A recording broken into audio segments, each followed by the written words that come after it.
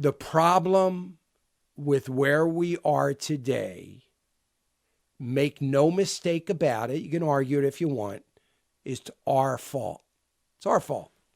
It's your fault. It's my fault. It's our fault. See, this is a government by the people. This is a government for the people. This is not a democracy. We don't go to the voting booth every day to vote for a particular bill. We don't do that. No, see, the founding fathers were smart enough to give us a republic. And in that republic, we, the people, vote in that work for us representatives to represent what we want. So my little congressional district, that representative should only vote was on what his little district votes wants. That's it. It doesn't matter what he wants or she wants. It's irrelevant.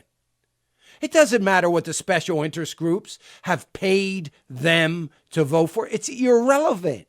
It doesn't matter what the lobbyists have given that person. It's irrelevant. You don't vote that. They've got to vote for what the people in their district want. End of story.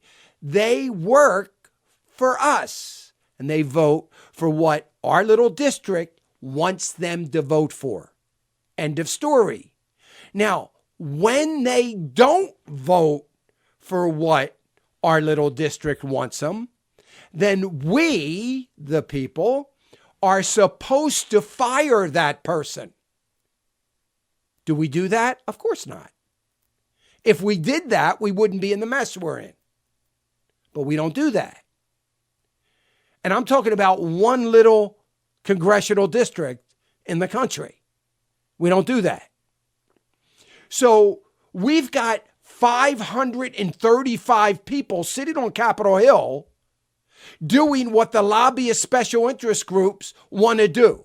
As they come into office worth $200,000 and leave office worth $15 million, their goal is to leave office like that. Not to listen to the people, but we're the problem because we reelect them. We're convinced that we just got to vote in the primary election. We would be so far better off if we've never voted in a primary election. I mean, in a general election, and we only voted in the primary. But we don't know that. We haven't figured it out yet. And politicians know we haven't figured it out yet. So all they have to do is control the primary, which is a very easy thing to control because we don't vote. But it's in the primaries that everything good is going to happen for America. But we don't vote in the primaries because we're just waiting for the general election, where it's too late to make any change because the politicians, the Mitch McConnells of the world, the Nancy Pelosi's of the world, the Chuck Schumers of the world already have their person on the ticket. And it never changes.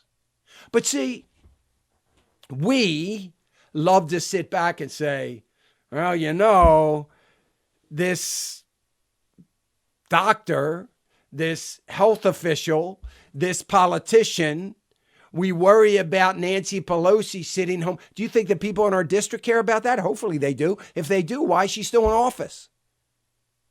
I'm not worried about Nancy Pelosi. There's not a stinking thing I can do about it other than be a voice and a megaphone to the people in San Francisco.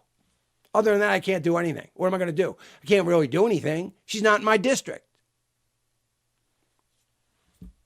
But we can educate. We can try to inform. And hopefully that'll trickle to the districts that we're trying to impact. But are they going to go out and vote?